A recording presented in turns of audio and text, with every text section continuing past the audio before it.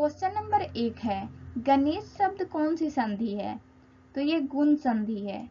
इसका आंसर हो जाएगा ऑप्शन बी। क्वेश्चन नंबर 2 है, महापुरुष कौन सा समास है? तो ये कर्मधारय समास है।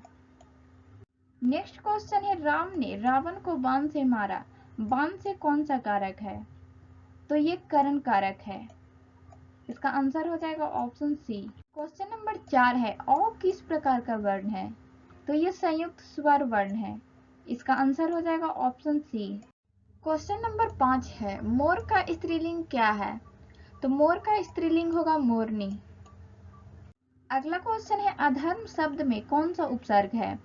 तो अधर्म शब्द में अ उपसर्ग है, क्योंकि इसके फर्स्ट में अ आता है, इसलिए इसका आंसर हो जाएगा ऑप्शन बी। क्वेश्चन नंबर 7 है, बुढ़ापा शब्द में कौन सा प्रत्यय है? तो आपा। इसका आंसर हो जाएगा आपा, बुढ़ापा, क्योंकि अंतिम में आपा आता है। अगला क्वेश्चन है, विद्या प्लस आलय का संधि रूप क्या होगा? विद्यालय। अगला क्वेश्चन है, चंद्रमुख कौन सा समास है? तो कर्मधारय समास है। इसका आंसर हो जाएगा ऑप्शन बी।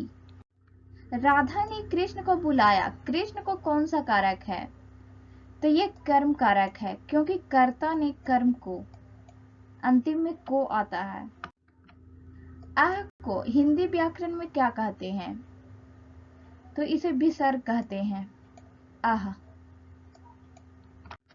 सेठानी किस शब्द का स्त्रीलिंग है? सेठ का। पराजय शब्द में उपसर्ग कौन सा है? परा, क्योंकि इसके शुरू में आता है परा। अगला क्वेश्चन है, मानवता में प्रयुक्त प्रत्यय है? तो इसका आंसर हो जाएगा ता, क्योंकि लास्ट में इसका ता आता है। सदा प्लस एव का संधि रूप क्या है? सदैव। सदा प्लस एव का होगा सदैव। सुख दुख में कौन सा समास है? तो ये द्वंद्व समास है, क्योंकि इसमें दोनों पद प्रधान हैं। इसका आंसर हो जाएगा ऑप्शन बी। गुरु ने शिष्य को ज्ञान दिया, शिष्य को कौन सा कारक है? तो ये संप्रदान कारक है। ई किस प्रकार का स्वर है? तो ये ह्रस्व स्वर है। इसका आंसर हो जाएगा ऑप्शन ए। बकरा का स्त्रीलिंग क्या है? बकरी। दुर्गुण शब्द में उपसर्ग है दुर। पाठक शब्द में कौन सा प्रत्यय है? तो पाठक के अंतिम में आता है अक, इसलिए इसका आंसर हो जाएगा अक। महाप्लस उत्सव का संधि रूप क्या होगा? तो इसका संधि रूप होगा महोत्सव, महाप्लस उत्सव। लंबोदर में कौन सा समास है? तो ये बहुब्रीहि समास है। पेड़ पर पक्षी बैठा है, में पेड़ पर कौन सा कारक है? तो ये अधिकरण कारक है, क्योंकि अधिकरण में और पर आता है। उ किस प्रकार का स्वर है? उ दीर्घ स्वर है। विद्वान का स्त्रीलिंग क्या होगा? विदुषी। विद्वान का स्त्रीलिंग होगा विदुषी। अवगुण शब्द में उपसर्ग है, तो इसमें उपसर्ग है अब, क्योंकि शुरू में इसका अब ही आता है, अवगुण।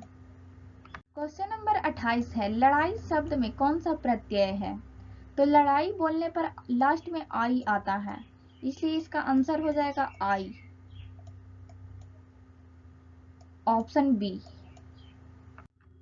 नर प्लस इंद्र का संधि रूप क्या है? नरेंद्र। इसका आंसर हो जाएगा ऑप्शन ए। क्वेश्चन नंबर 30 है, प्रतिदिन में कौन सा समास है?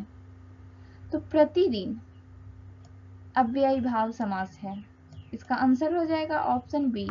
अगला क्वेश्चन है, मोहन का घर सुंदर है, में मोहन का कौन सा कारक है? तो ये संबंध कारक है। इसका आंसर हो जाएगा ऑप्शन ए। क्वेश्चन नंबर 32 है, स किस प्रकार का व्यंजन है? तो ये ऊष्म व्यंजन है।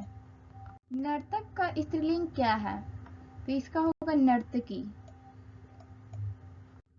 सुपुत्र शब्द में उपसर्ग है, तो इसमें उपसर्ग है सु, ऑप्शन ए। धनवान शब्द में प्रत्यय कौन सा है? तो धनवान शब्द में प्रत्यय है वो है वान, क्योंकि इसके अंतिम में आता है वन।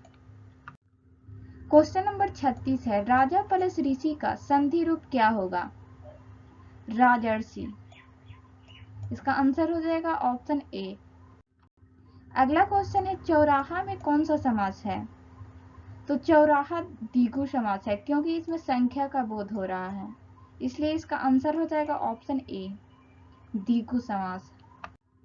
क्वेश्चन नंबर 38 है, सैनिक सीमा पर खड़ा है में सीमा पर कौन सा कारक है?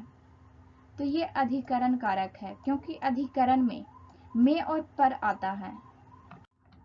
अगला क्वेश्चन है, छह किसका उदाहरण है? तो छह संयुक्त व्यंजन का उदाहरण है, इसका आंसर हो जाएगा ऑप्शन बी। क्वेश्चन नंबर 40 है, ईमानदारी शब्द में कौन सा प्रत्यय है? तो ईमानदारी के अंतिम में आता है दारी, इसलिए इसका आंसर हो जाएगा ऑप्शन बी, दारी।